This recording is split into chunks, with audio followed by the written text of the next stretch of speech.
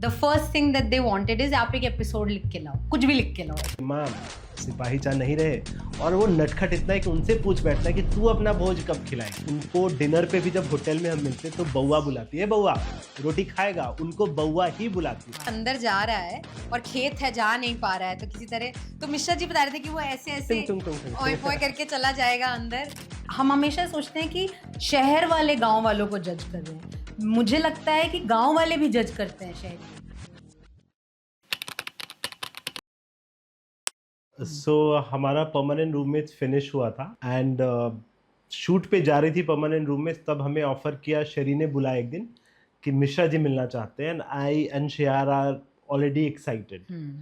तो we meet Mishra ji and he talks about this show called Gram Chikitsalay. It was an idea that had been marinating with him for a while. He says even before Panchayat probably. But there was a catch.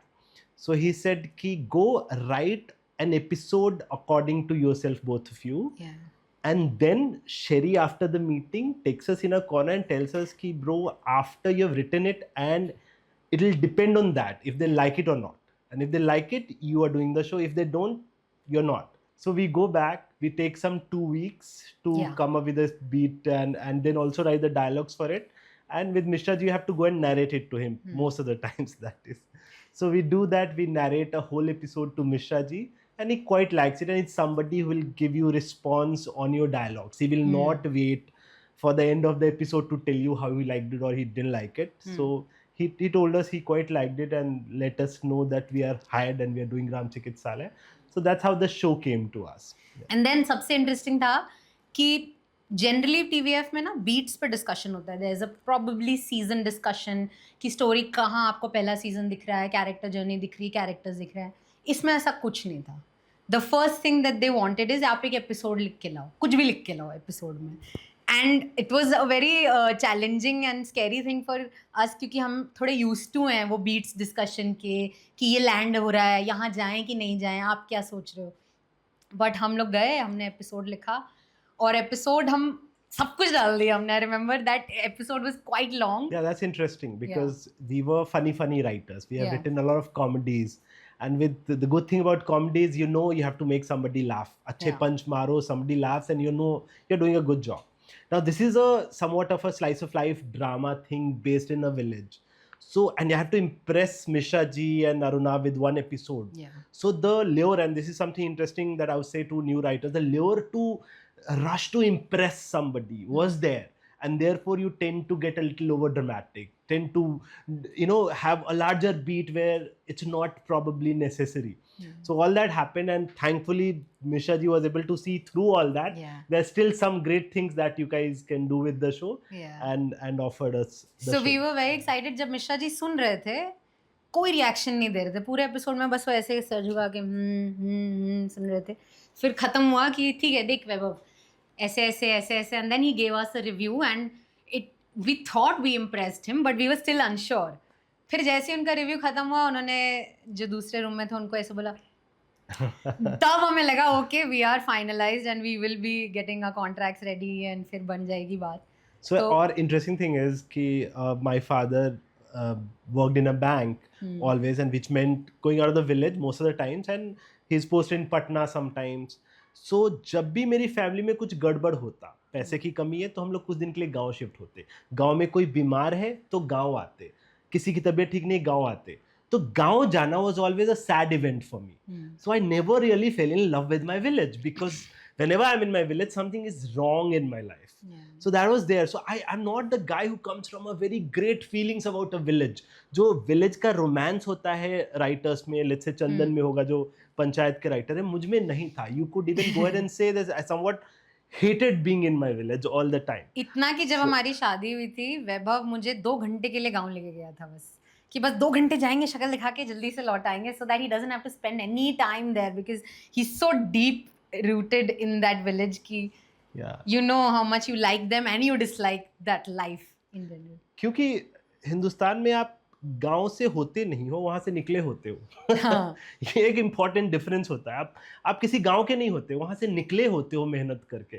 तो हम लोग निकले थे किसी तरह गांव से, और मुझे कभी नहीं लगता था कि गांव जाके और वहाँ की एक्सपीरियंस से मेरा कोई फ़ायदा होना था ज़िंदगी में, and see the ways things work sometime, because मेरा गांव का जो भी वो बचपन का थोड़ा बहुत टीनेज का एक्सपीरियंस था, it came to help us in being selected Yeah. as the writers of Gram Chikitsalaya. Yeah. So that is like the third act of my relationship with my village. Yeah. So yeah.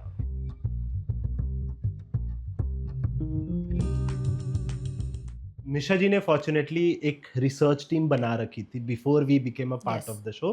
There was guy called Prem जो इस पे research कर रहे थे, and he had all the knowledge of how a PHC functions and how even a CHC, which is the community health center, which is one in a district type. So he knew that, and he helped me a lot with the research. So Misha ji knew that we come from a different background, we'll need a lot of research. Yeah. So he made sure that we even Hindi. talk to Prem, go to villages, go to wherever we needed to do the research and go there. So he sent us on a trip. We went on a trip and we at least visited some 25-30 PHCs. So जब research plan भी कर रहे थे हमें ये पता था कि हम बिना जाए पीएचसी का कुछ भी नहीं बता पाएंगे. हमें ये पता है दूर से कि कितने लोग बैठते हैं पीएचसी में, कितनी जनता आती है वहाँ, पोटेंशियली कितने अच्छे से रन करता है वो, ऑन पेपर सब पता था. लेकिन हमें ये भी नहीं दिखाना था कि एक पीएचसी जो वैभव के गांव में है, जहाँ बिल्कुल ही कुछ काम नहीं होता, ऐसा कुछ हो. हमें लगता था कि हमें कई सारे पीएचसी के बारे में पता होना चाहिए. तो Mishra ji, Arunab included, got the whole team ready, और उन्होंने बिहार और यूपी में 2-3 जगह हमें भेजा जहाँ वैभव गए थे. और वहाँ पे उन्होंने रिसर्च में प्रॉपर डॉक्टर साहब से बात की, पीएचसी वालों से बात की, पेशेंट से बात की. इनफैक्ट शो में एक पेशेंट है जो साइकिल पे आता है, जो एक रियल लाइफ किस्सा है वैभव की लाइफ में की. So true, and how a research helps, and that is something that is unique to TVF. सिर्फ TVF इतना जोर देता है इस तरह के रिसर्च पे, और उसका फ़ायदा मैं बताता हूँ. एक टाइम आता है एपिसोड 1 में जहाँ पे हम कंफ्यूज्ड हैं कि आखिर ये डॉक्टर रुकना क्यों चाहता है. अगर आपने ट्रेलर में भी देखा होगा, अपने शो में भी देखा होगा कि हमारा डॉक्टर को ज़रूरत नहीं है पैसे की और नौकरी की गरज नहीं है, उसमें सेवा भाव है, वो सेवा करना चाहता है गांव में जाके. पर इतना स्ट्रगल अगर गांव वाले दे रहे हैं उसको, उसके अपने स्टाफ उसको दे रहे हैं, तो वो क्यों आखिर रुकना चाहता है. एंड इस सवाल का जवाब हमारे पास फॉर द लॉन्गेस्ट टाइम नहीं था. So I in my research trip I go to the PHC, and in one of the PHCs I see an old man cycling and he's not well. And when I say old, वो शायद 70-75 साल के हैं, बड़ी मुश्किल से cycle चला के वो वहाँ पे आए हैं. और ही आस्क्ड कि ये वाला PHC खुला हुआ है बाबा, and the doctor was helping us with the research कि नहीं बाबा बंद है. एंड देन उनका चेहरा लटक जाता है. वो वापस से, क्योंकि उनको मेहनत लग रही है साइकिल चलाने में भी, वो वापस से साइकिल चढ़ते हैं और चल पड़ते हैं एक दूसरा PHC ढूंढने. And that's when we know कि that's our answer, that's why a doctor is needed in a PHC.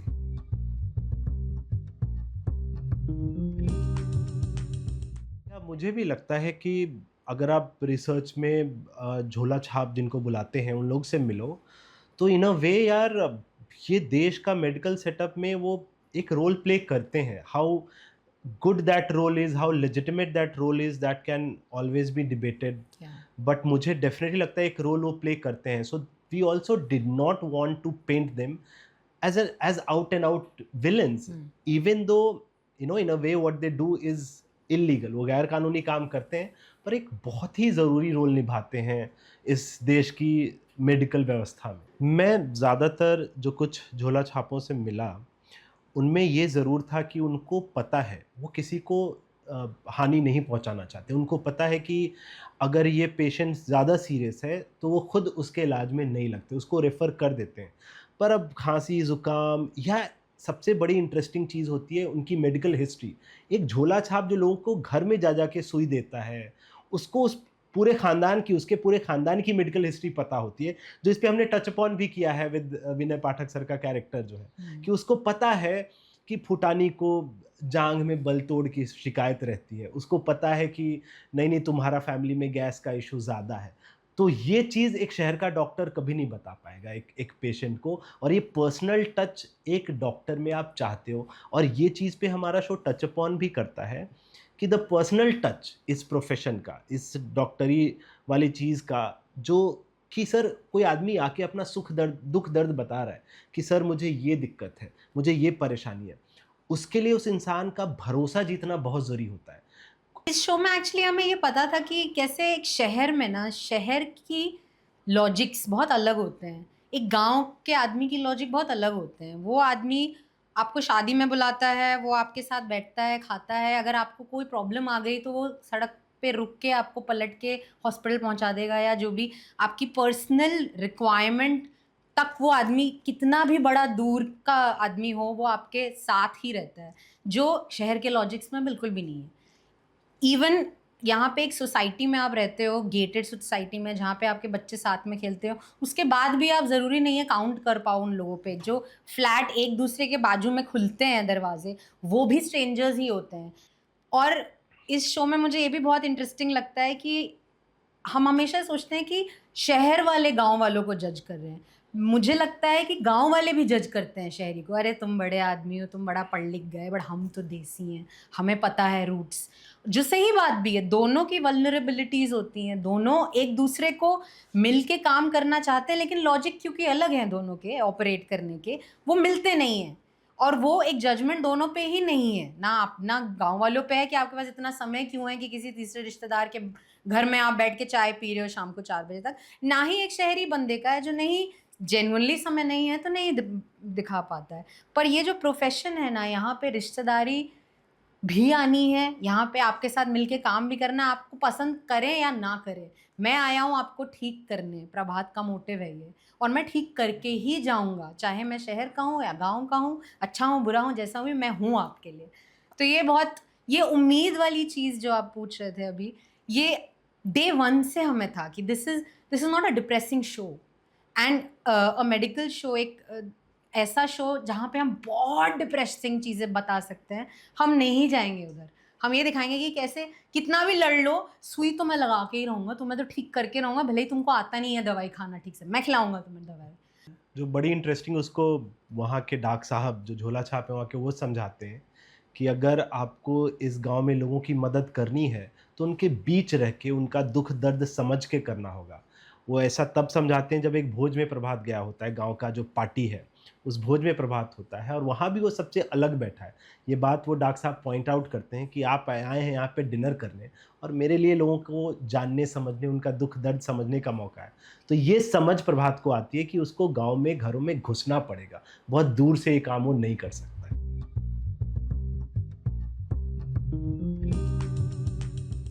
Thankfully we had very organically, हम एक फीमेल प्रोटैगनिस्ट कैरेक्टर के बड़ी कहानी पे पहुंच पाए, जो कि क्योंकि हमारी लाइफ में भी मम्मियाँ उतनी ही इम्पोर्टेंट है, बहनें उतनी ही इम्पोर्टेंट है, वाइफ्स उतनी ही इम्पोर्टेंट है। तो ये कहानी एक मम्मी की थी कि एक जिसका हस्बैंड चला जाता है, जिसका बेटा है, वो अकेली मम्मी है जो किसी तरह चूल्हा चला रही है अपना। गांव में लोग विधवा बोलते हैं, कभी नहीं बोलते हैं। बच्चे को पाल रही है, बच्चे को कुछ नहीं पता, और बच्चा भी थोड़ा सा टेढ़ा मेढ़ा हो रहा है। तो सारा जो, अगर बाप होता तो भी ये एक्यूजेशन मम्मी पे ही आता कि तुम्हारी परवरिश का क्या नतीजा है जो बच्चा ऐसा निकल रहा है। तो हम लोग बहुत ही ऑर्गेनिकली गरिमा जी के कैरेक्टर पे आ गए थे, और आई एम वेरी हैप्पी कि कहीं पे भी ये नहीं हमें लगा कि चलो फीमेल कैरेक्टर है तो इसको थोड़ा बढ़ाते हैं, कहीं नहीं। कहानी गई, हम वहाँ लेके गए और बहुत अच्छे से कहा हमने। सेम विद, हमें प्राइम में लोगों ने पूछा कि फर्स्ट एपिसोड में फीमेल नहीं दिख रहे थे ज़्यादा पेशेंट सुनाते टाइम हम लोग के एक ड्राफ्ट में। हमें 2 मिनट भी नहीं लगा उनको कन्विंस करने में कि पेशेंट्स तो हैं ही, वैक्सीनेशंस बच्चों को लगता है, औरतों को आते हैं, औरतें जाती हैं और डॉक्टर के पास जाती हैं। कहीं पे भी हमें नहीं लगा कि हमें ऐड करना पड़ेगा यहाँ पे फीमेल, वो बैलेंस आउट करना पड़ेगा। And same with the voice in the room. अगर मैं और वैभव कोई बात बोल रहे हैं, वैभव गांव में रहे हैं, मैं गांव में नहीं रही हूँ इतना, बट मैं वैभव के थ्रू गांव जितना जानती हूँ उतना जानती हूँ। उतनी ही ऑनेस्टी से मैं और वैभव और मिश्रा जी और राहुल और अरुणाभ अप्रोच करते थे उस सीन को, बिना ये बोले कि श्रेया तुम्हारा भी क्या पर्सपेक्टिव है, ज़रा बताओ। नहीं, मेरे पास कहानी आ रही है बोलने के लिए, वो सुनते थे उतनी ही ऑर्गेनिकली। तो या that is what I would say. मुझे लगता है वो चेक ज़रूरी है वैसे, कि अगर किसी फीमेल कैरेक्टर के बारे में लिखा है तो फीमेल ऑडियंसेस या फीमेल राइटर, या हम जब टीवीएफ में नरेशन करें तो other female available for that narration, वो कैसा महसूस कर रही है, तो वो चेक तो ज़रूर होता है टीवीएफ में, एक बार हम उनको सुना के पूछते हैं। एंड कभी कभी एज मेल राइटर्स हो सकता है मुझसे गलती हो जाए, पर थैंकफुली श्रेया होती हैं, टीवीएफ के बाकी सीनियर फीमेल स्टाफ हैं जो हमें बताती हैं कि नहीं यहाँ पे गलत हो, एक माँ शायद ऐसे बोल सकती है, ऐसा सोच सकती है, तो we definitely everybody is willing, सब इनकॉर्पोरेट करते हैं और वो वर्कआउट हो जाता है। एंड इवन द फिनाले जिस चीज़ पे है, आप अगर शुरू देखोगे प्रभात और उनका कॉन्वर्सेशन है, she being the most sincere person, सबसे कमासुत स्टाफ वही है इस पीएचसी की, नर्स दीदी सबसे सिंसियरली काम करने वाली महिला है वो। उन पे भी जब अपने बेटे को लेके एक प्रॉब्लम पता चलती है तो वो भी पहले डिनाई कर रही होती है, वो मानने को तैयार नहीं, क्योंकि उनके अंदर का माँ बड़ा हो जा रहा है तब, बोला नहीं नहीं हमारा बेटा बस झूठ बोलता है। She is happy with that diagnosis कि हम झूठा मानने को तैयार हैं, उसमें और कोई परेशानी नहीं है। वो प्रभात का अल्टीमेट रियलिटी चेक है कि एक मेरा एम्प्लॉय तक मुझसे इलाज नहीं कराना चाहेगा, और इसीलिए मेंटल हेल्थ वाली बात जब हम लेके आए थे शो में, जब आइडिया ही आया था हमें, तो हम लोग कंफ्यूज थे कि ये पास होगा कि नहीं, because it is a not a very conventional way of showing a doctor having a grand finale around him. लेकिन champion Mishra ji came on board with that idea so organically, so willingly, तुरंत excited हो गए वो जो प्रभात एक line बोलता है show में, वो सच है। मैं गांव से हूँ और मुझे भी ये बात बचपन से खटकती थी कि ऐसा क्यों है गांव में कि हर घर में एक झूठा, एक जिसको पगला बुलाते हैं, अनफॉर्चुनेट टर्म है कि पगला है वो, उस पे तो ये आती है वो आती है, हर घर में ऐसे लोग एग्जिस्ट करते हैं। और तब मुझे एहसास हुआ कि यार ये मेंटल हेल्थ क्राइसिस है इन अ वे। एंड फॉर्चुनेटली और अनफॉर्चुनेटली गांव के मेंटल हेल्थ पेशेंट्स को, जहाँ पे थेरेपिस्ट है ही नहीं, आप छोड़ो उनको ये सिखाना कि आप प्लीज़ एक थेरेपिस्ट के पास जाओ, है कहाँ थेरेपिस्ट, वो नहीं है, वो सबसे पहले दे टर्न टू रिलीजन। और सबसे पहले थेरेपिस्ट तो मुझे लगता है ऊपर वाले हैं इस देश में, कि सबसे पहली थेरेपी तो वो देते हैं। पर उसमें से कुछ जो बॉर्डर लाइन केसेस होते हैं या ज़्यादा बिगड़े केसेस होते हैं, उनको तो एक जेन्यून थेरेपिस्ट की ज़रूरत मुझे लगता है पड़ेगी, जिस पे हमने टच अपॉन किया है इस शो में, इस सीजन में। हमें ये एक्चुअली बहुत बार हम हर पार्टी में, हर जगह, दोस्तों में, खानदान में डिस्कशन करते हैं कि mental health is a big deal, mental health is a big deal. और कई जगह हमें ये सुनने को मिलता है कि ये बहुत शहरी बीमारी है, अरे तुम लोग के चोचले हैं, तुम लोग अमीर हो ना बहुत। मेरी मम्मी ये बात बोल सकती हैं कि पोस्टपार्टम कुछ नहीं होता, तुम लोग के आजकल इतना टाइम है ना बच्चे के बाद, तो तुम लोग को पोस्टपार्टम भी दिखता है, हमारे पास तो समय ही नहीं होता था, समय ही नहीं होता था। समय जेन्युइनली उन लोग के पास नहीं होता था, लेकिन ऐसा नहीं है कि पोस्टपार्टम तब नहीं होता था। तब आप किसी तरह जान बचा के ज़िंदा बच के बाहर आ जाते थे और आपको लगता था आप जी गए। आज थैंकफुली लोगों के पास रिसोर्सेज हैं, टाइम है, इन सब चीज़ों में इंडल्ज करना, और हमें लगता है कि ये लग्जरी है बहुत बड़ा इंडल्ज करना एक मेंटल हेल्थ की बात पे। ये गाँव में तो बहुत जेन्युइनली एग्ज़िस्ट करते हैं। हर गाँव में, हर फैमिली में मेंटल हेल्थ से लोग जूझते हैं, लेकिन उनको पता नहीं होता है कि वो जूझ रहे हैं। और एक डॉक्टर को ये बात समझ में आई, और स्पेशली एक शहरी डॉक्टर को जिसने देखा है, समझा है ये सेंसिटिव सी चीज़ कि आपको सिर्फ सर्दी ज़ुकाम नहीं हुआ है, आप इमोशनली कुछ कोई बड़े हादसे से गुजरे हो और आपके फिजिकल रेपरकशंस हो रहे हैं उस चीज़ से को लेके। तो इसलिए हमें लगा कि मेंटल हेल्थ, हमारा फिनाले एक बहुत इम्पॉर्टेंट चीज़ है कहना इस शो में, कि सिर्फ शहरों में नहीं होती हैं चीज़ें, गाँव में भी होती हैं। और गाँव में अगर कोई आए उन आपको बताने के लिए, और अगर आप सुन लें तो इलाज भी हो सकता है। ऐसा नहीं है, आज भी कुछ लोग को लगता है मेंटल हेल्थ पता करके करें क्या, they don't know how to solve it, but there are tools, there are people willing to help you out if you are willing to take that help now.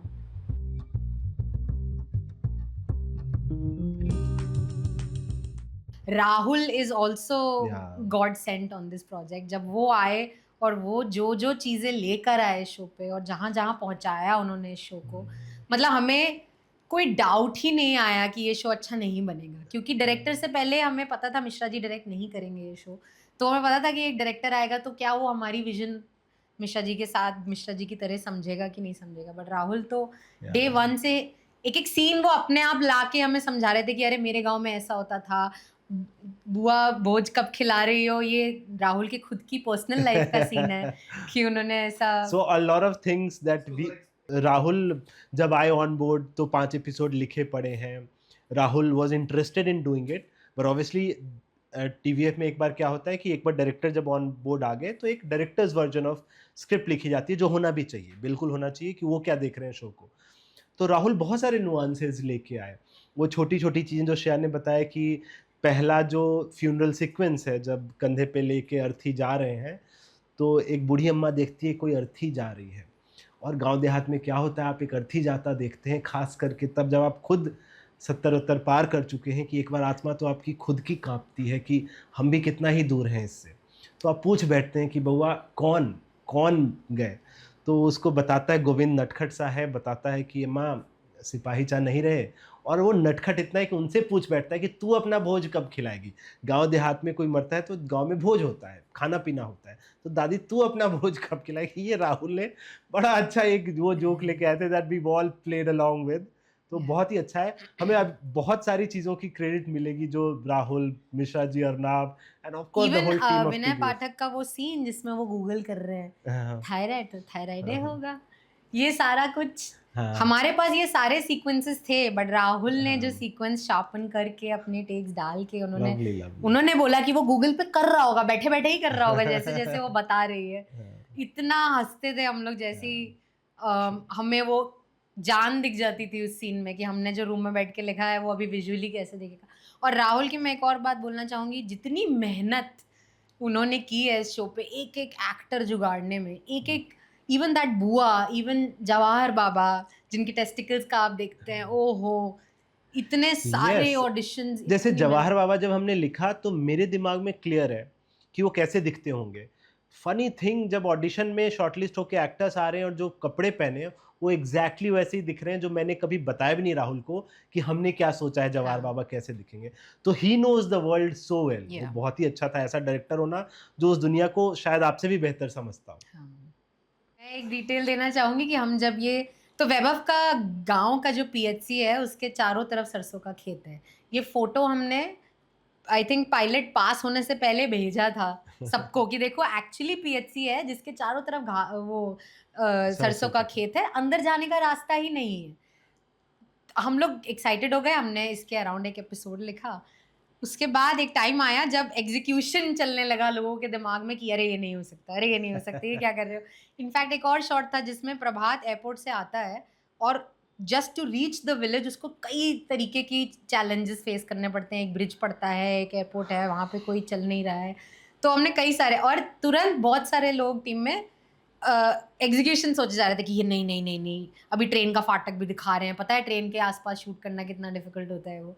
पर मिश्रा जी हमें इतनी खुली छूट देते थे कि अच्छा ठीक है 3 लिखा है ना, 2 कर दो, 1 काट दो, पर लिखो लिखो जितना लिखना है। एग्जीक्यूशन फिर वो हमें पंचायत का एग्जाम्पल भी देते थे कि भाई टंकी के नीचे जब लड़का लड़की वॉक कर रहे हैं तो मिट्टी भर के कैसे उन्होंने पहले लेवल किया, उसके लिए कितनी मिट्टी लाई गई, वो टंकी पेंट हुई, वो क्रिएट किया गया।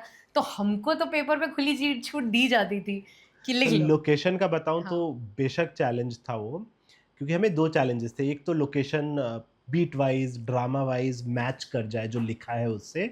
दूसरा सबसे बड़ा चैलेंज था हमारा गांव फुलेरा से अलग दिखे। हाँ, तो वो स्ट्रगल वो क्लियर था मिश्रा जी की तरफ से भी, राहुल भी वही करना चाहते थे, हम भी हाँ, वही करना चाहते थे कि हाँ फुलेरा जैसा तो कुछ ना दिखे। तो बहुत मेहनत करी। हमारे पास कॉन्फिडेंस वही था कि मैंने मिश्रा जी की बहुत इंटरव्यूज़ देखी थी और चंदन की इंटरव्यूज़ देखी थी, जब उन्होंने कहा था कि हमने तो 150 गाँव देखा था, तो हमें भी पता था कि हम भी 200 देख सकते हैं, जब तक अच्छा नहीं लगेगा हम नहीं करेंगे। फाइनल नहीं तो करेंगे। थैंकफुली राहुल और उनकी टीम शुरू में गई, 2-4 गाँव शॉर्टलिस्ट किए, फिर उन्होंने हमें भी बुला लिया, हम गए। और राहुल को एक गाँव दिख गया जो खपड़ैल था, जहाँ पे घर मिट्टी के दिख रहे थे और ऊपर खपड़ा लगा होता है, लाइक इट्स नॉट सीमेंटेड। वो रूफ जो होता है उनके खपड़े का होता है, ऐसा लगा होता है। और इट्स अ गुड थिंग कि भारत में अब उस तरह के गांव बहुत ज़्यादा नहीं बचे हैं जो बहुत गरीब दिखते हैं, और हमें ये गांव वैसा चाहिए था।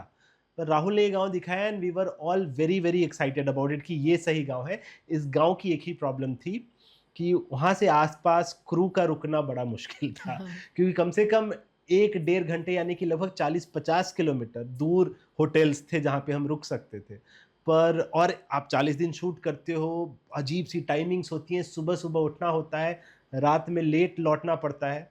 तो सब ये चाहते नहीं थे कि इतना दूर रुके, but we love the village so much कि सब ने डिसाइड किया कोई नहीं, वो कष्ट कर लेंगे पर गांव यही दिखाएंगे। शूट के बाद पूरी टीम इतनी काली होके आई थी, इतनी टैन होके आई, पहचान में नहीं आ रहे थे आधे लोग। या धूप बहुत था वहाँ पे। हाँ।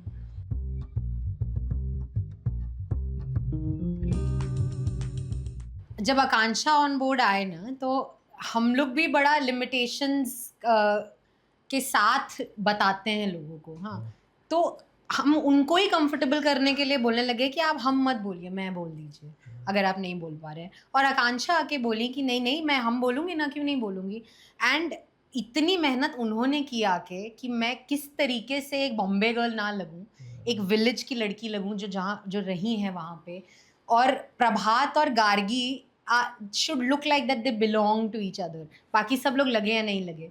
तो बहुत ही नेचुरली आकांक्षा वो फिट हुई उस चीज़ को लेके कि मैं remaining what I am but trying to be a village girl also. एक सीन है जिनमें एक डैम के बगल में एक पतले से रास्ते पे उनको स्कूटी चलानी है, और हमें बहुत लेट पता चला कि उनको नहीं आती। हाँ। वो स्कूटी चलाना सीख के आई सेट पे कि मैं स्कूटी चलाऊंगी। तो बहुत ही मेहनती थी आकांक्षा भी उसमें। हाँ। और गरिमा जी और आकाश भी मुझे लगता है इतना आते ही, मुझे याद है एक नरेशन हुआ था रामनगर में यहाँ पे, जब सारे एक्टर्स को बुला लिया गया था और वह को नरेट करना था 5 एपिसोड एक बार।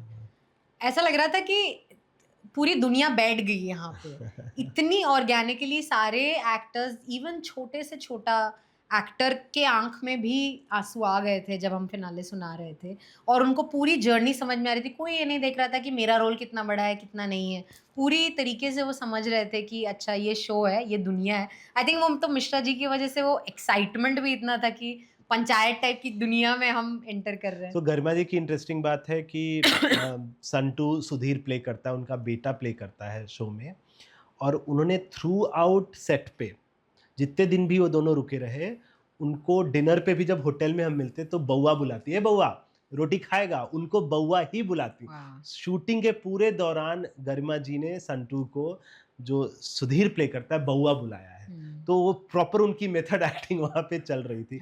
गरिमा जी अगेन वाज वन एक्टर जिनको सिंगल एक बार उनका ऑडिशन हुआ और हम लोग श्योर थे कि शी इज प्लेइंग नर्स दीदी, वो बहुत ही अच्छा कर रही थी। और वो बंदी मौसमी जिसने वो बंदी का रोल किया है कि थायराइड है जिसको, उसने, मुझे याद है मैं घर पे थी, वह शूट पे थे, वह ने फ़ोन करके बोला कि मैं बड़ा एक्साइटेड था कि एक यू नो यंग एक्टर है, एमेच्योरिश भी हो सकती है वो, तो मैं जाके रिहर्स करा दूँ जल्दी से वो सीन। जब मैं गया और उसने वो सीन पढ़ा तो मैंने कहा बस जो किया है वही कर देना जाके।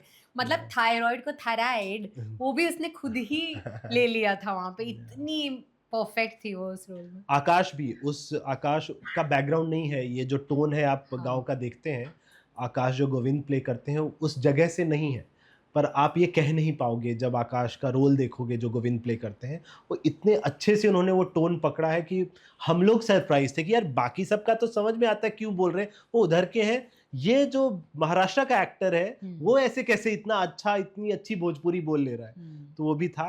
एंड अमोल के बारे में क्या बोलूं, अमोल मैं सबसे लीस्ट अमाउंट ऑफ जाके बोला होगा किसी एक्टर को कि यार ये लाइन ऐसे नहीं वैसे बोलो, वो थे Amol Parashar. He was on board as Prabhat Sinha, doctor Prabhat Sinha, day 1 से। को कभी सीरियसली कुछ बताने की जरूरत नहीं पड़ी। और मेरी कमी मैं बताता हूँ, मैंने नहीं देखा था अमोल को इस तरह का रोल करते हुए, मुझे लगता था वो चितवन करते हैं, वो तो मस्तीखोर से हैं, फन करते हैं, कॉमेडी करते हैं। डे 1 पे जब उनका लुक देखा, उनकी एक्टिंग देखी, आई वाज ब्लोन अवे कि यार आप तो परफेक्ट प्रभात कर रहे हो, such a serious kind of acting also he was able to do एकदम आराम से। That is the beauty of Amol.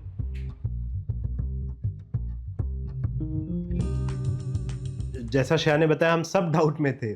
वो विजन मिश्रा जी का ही था कि ये सीजन ही होगा पहले पेशेंट के स्ट्रगल का, और हम लोग डाउट में थे कि फिर करेंगे क्या पूरे सीजन में, पर जिस तरह से करवाया मिश्रा जी ने वो कमाल था। I think that is where Gram Chikitsalay थोड़ा स्टैंड आउट भी करेगा, बिकॉज जैसे भी आप मेडिकल ड्रामा शोज इमेजिन करते हो, इसकी प्रॉब्लम वही हो जाती है, एक शो में एक पेशेंट आया जो थोड़ा सा अजीब सा केस है उसका, उसको डॉक्टर सॉल्व करेगा, इससे हम दूर रहना चाहते थे, और वो हमें उंगली पकड़ के पार लगाया मिश्रा जी ने। हमें वो नहीं पता था शुरू में। हमें ये पता था कि हमें हर एपिसोड में बीमारियां टच करनी है। Never should the show be कि अब हम पंचायत या कोई प्रभात की कहानी पे चले गए, नहीं। शो एक मेडिकल शो ही है, पर ज़रूरी नहीं है कि प्रभात एक पेशेंट ट्रीट कर रहा हो। हम गांव में क्या बीमारियां होती हैं, क्या माइंडसेट होता है उन बीमारियों को लेके, कितने रिलक्टेंट होते हैं इलाज कराने के, कितनी ईजिली वो पीछे पड़ जाते हैं कुछ छोटी चीज़ों के, ये सारी चीज़ें कवर करनी है। तो अच्छी बात वही है कि अगर आप स्ट्रक्चरली नहीं देखते हो ना, अगर आप कहानी वाइज देखते हो, तो फिर आप बड़े खुले दिमाग से आप अप्रोच कर पाते हो कि चलो इस सीजन में हमें ये कहना है, ये कहना है, ये कहना है, ये कहना है, और हम इस एपिसोड में स्नेक्स के ऊपर कहना है, तो वो स्नेक्स के ऊपर हम क्या क्या कह रहे हैं, प्रभात कहाँ पे पहुंचा है अपनी जर्नी में, क्या इतनी जल्दी कोई पेशेंट मान जाएगा उससे कि नहीं मानेगा।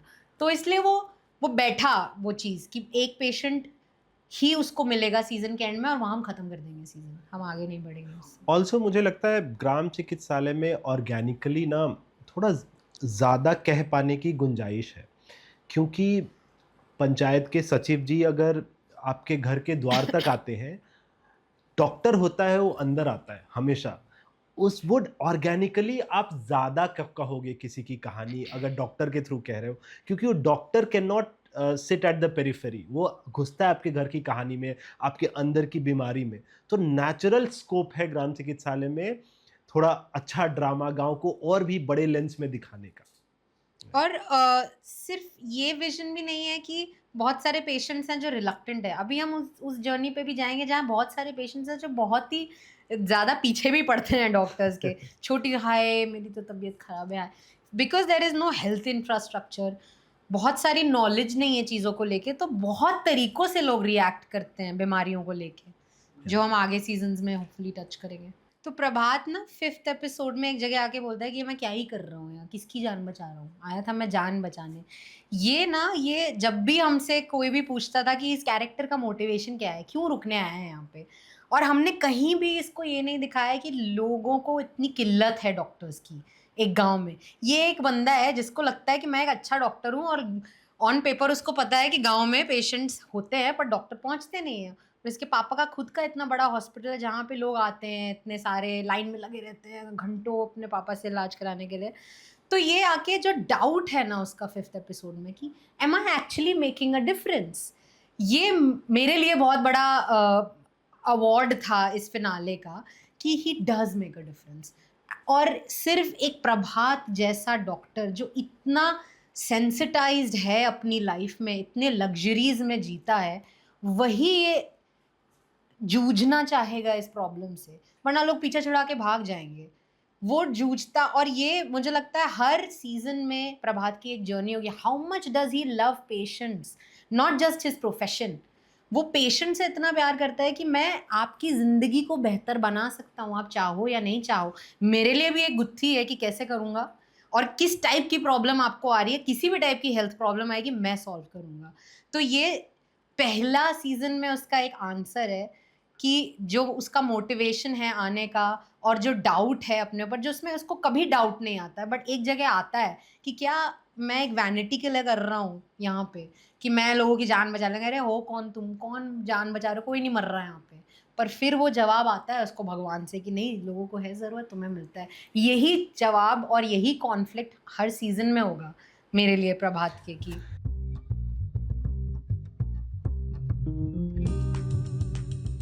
सो ये क्लियरली था कि ये दोनों एक टीम है, कि गोविंद और फुटानी भैया, क्योंकि गोविंद उनको फुटानी भैया बुलाता है, तो एक टीम तो है, और गांव वाले एक टीम होते हैं, खासकर एक ही छत के नीचे अगर काम करते हो।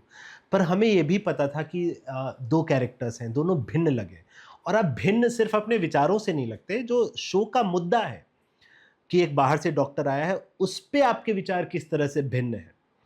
उसमें इंटरेस्टिंग तरीके से फुटानी आता है कि he is a guy you can probably never trust, you don't know what he is after, वो क्या करना चाहता है।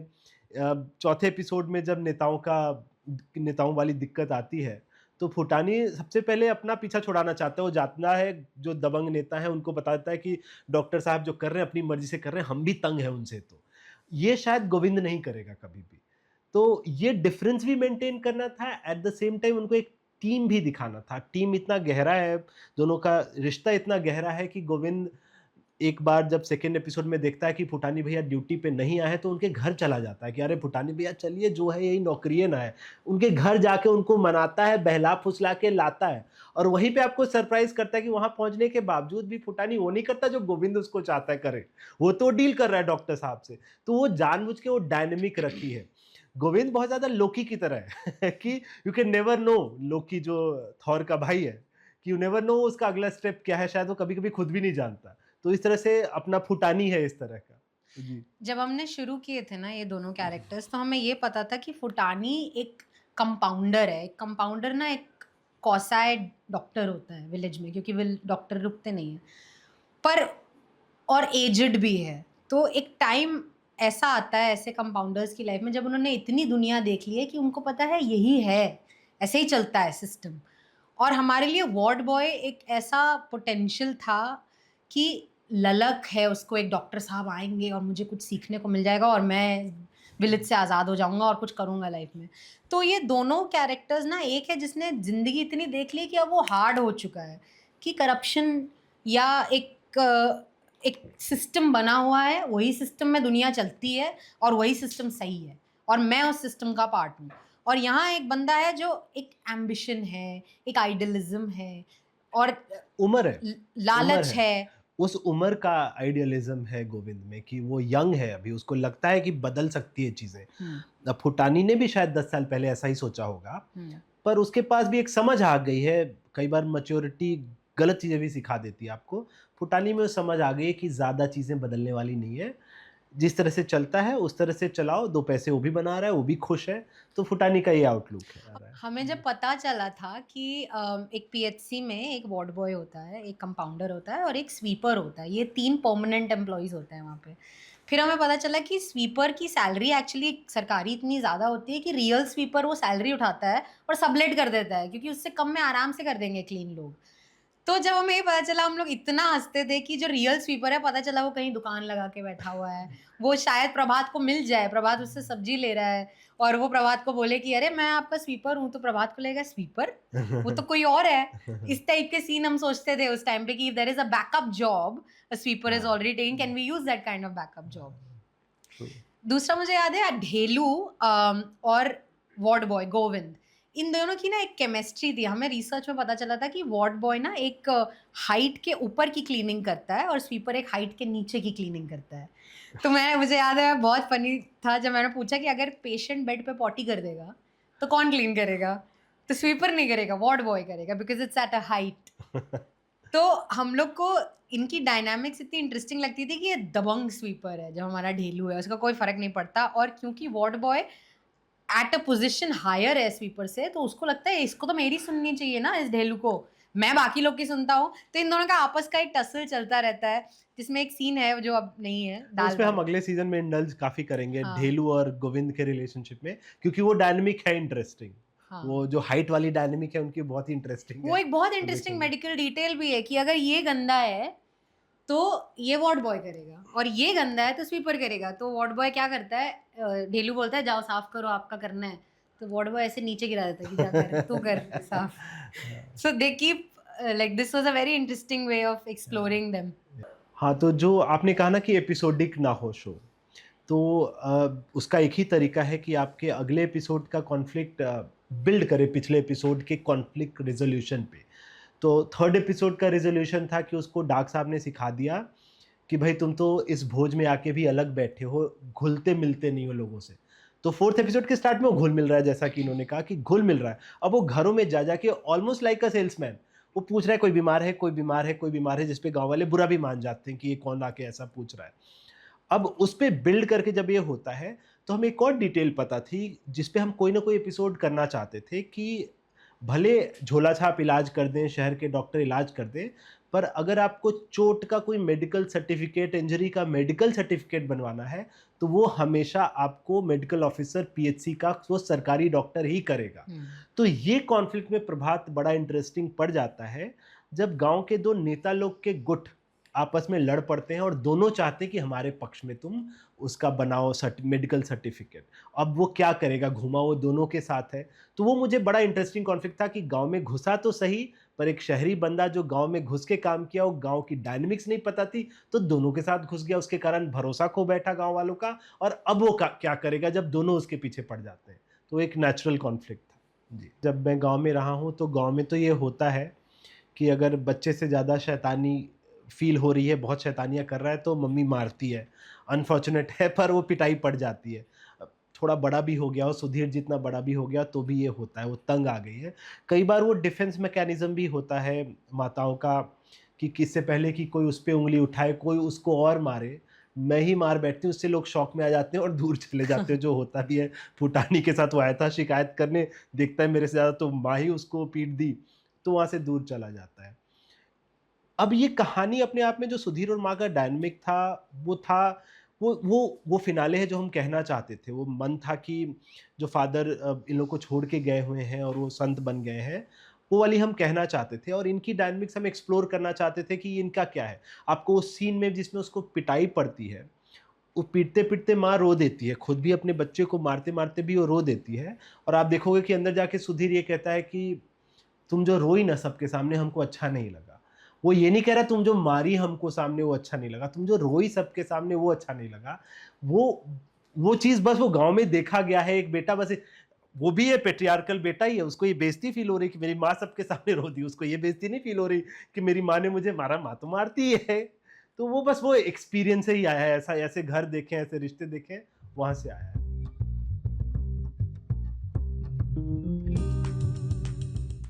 मेरे लिए सरप्राइज़ था। राहुल ने अचानक से कहा कि चलो एक रोल प्ले करना है। सबसे पहला मेरा जो सीन शूट होना था, वो जब मैं बैठा हूँ अपनी दाँत दिखा रहा होता हूँ विनय पाठक सर के कैरेक्टर को, डॉक्टर चेतक कुमार जो झोला छाप है।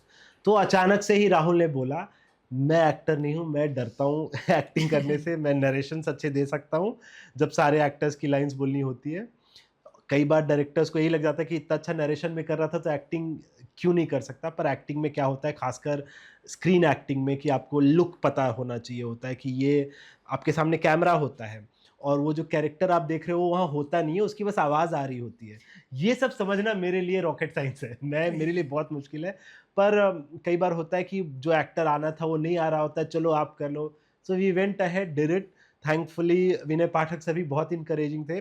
4-5 शॉट तक मुझसे तंग रहे होंगे शायद, पर छठे शॉट के बाद वो भी तारीफ़ कर रहे थे कि तू ठीक कर रहा है, ठीक कर। वो शॉट होने से पहले मेरी तारीफ़ करते थे कि तू बहुत अच्छा कर रहा है। वो मेरे टॉर्च लेके देख रहे होते हैं मेरे दाँतों को, और एक्शन होने से पहले मुझे कह देते थे कि अच्छा कर रहा है तू। तो उससे कॉन्फिडेंस आ जाता था, और वो अच्छी जर्नी थी। उसी दिन सेट पे अरुणाभ और दीपक मिश्रा जी पहले दिन आए थे, तो मैं तो और नर्वस हो गया था कि वो लोग भी मॉनिटर पे देख रहे हैं। पर ठीक-ठाक हुआ, अच्छी बात होती है, कई टेक्स लेके आप अच्छा काट ले सकते हो। तो वो राहुल के कारण करना पड़ा।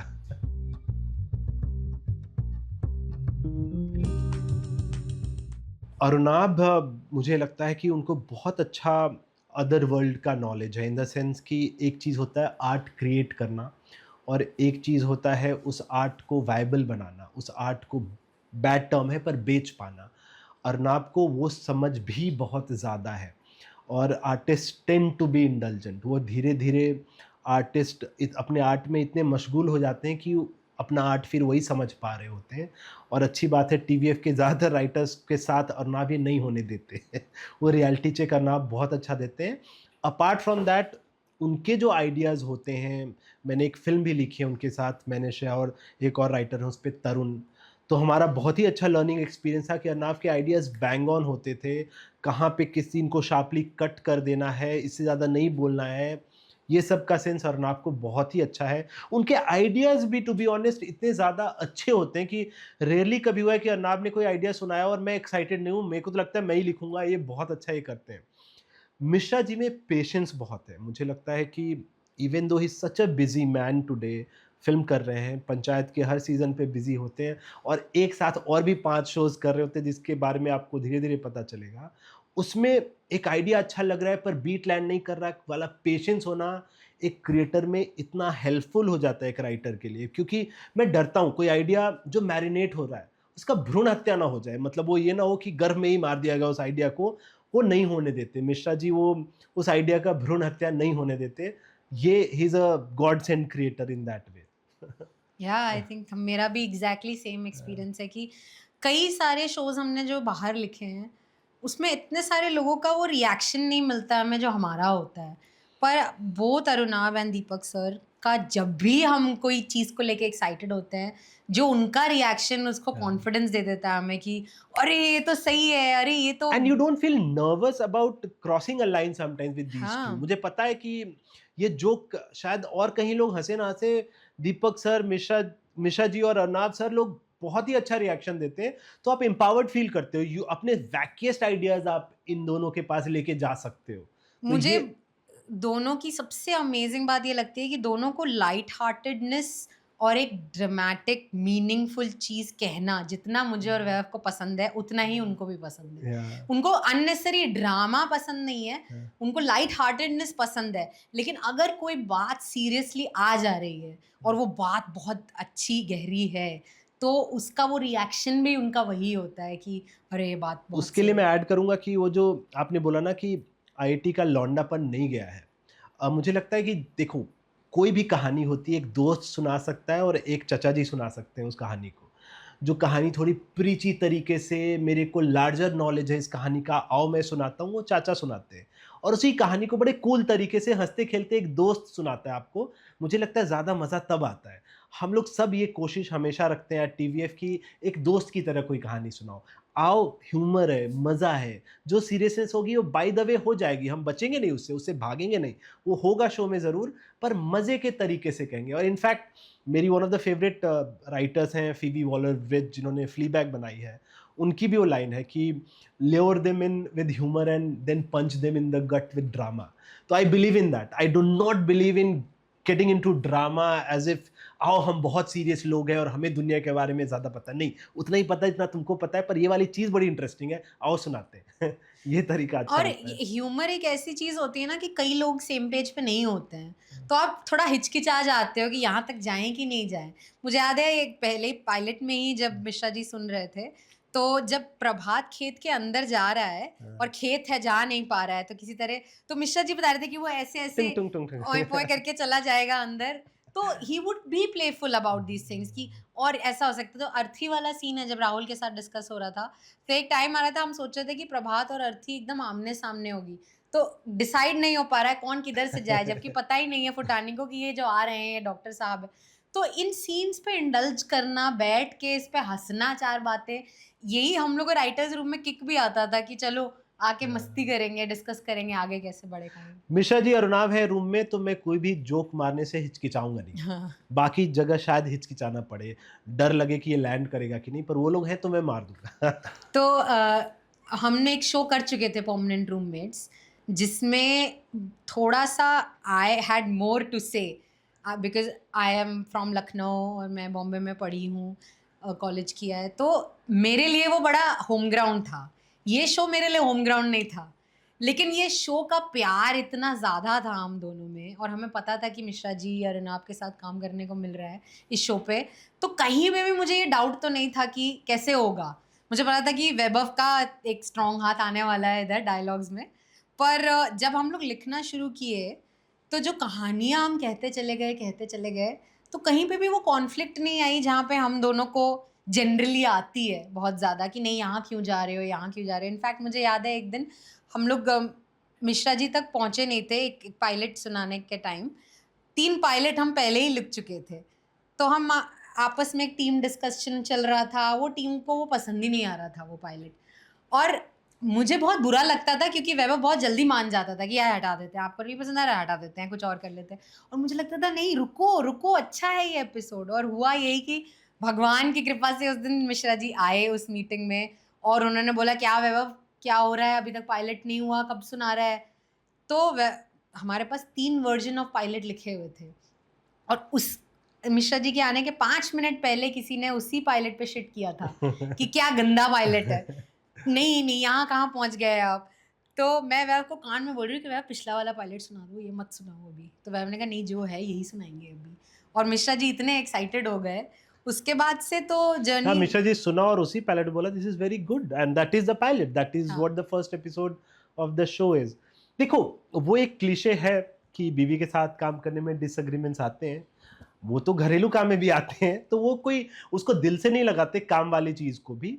वो भी होता है कि कई बार काम का स्ट्रेस पर्सनल लाइफ में आता है, पर कई बार काम के जीत, काम के विन्स भी पर्सनल लाइफ में आते हैं, तो वो भी बैलेंस आउट हो जाता है। और इस काम की जीत के एंड्स नहीं थे, मतलब इतने सारे पड़ाव थे इस शो में कि पहले मिश्रा जी, अरुण, आपको शो अच्छा लग जाए, फिर क्या जब डायरेक्टर आएगा तो क्या वो भी उसी नज़रिए से देखेगा जितने हम रूम में एक्साइटेड होते हैं।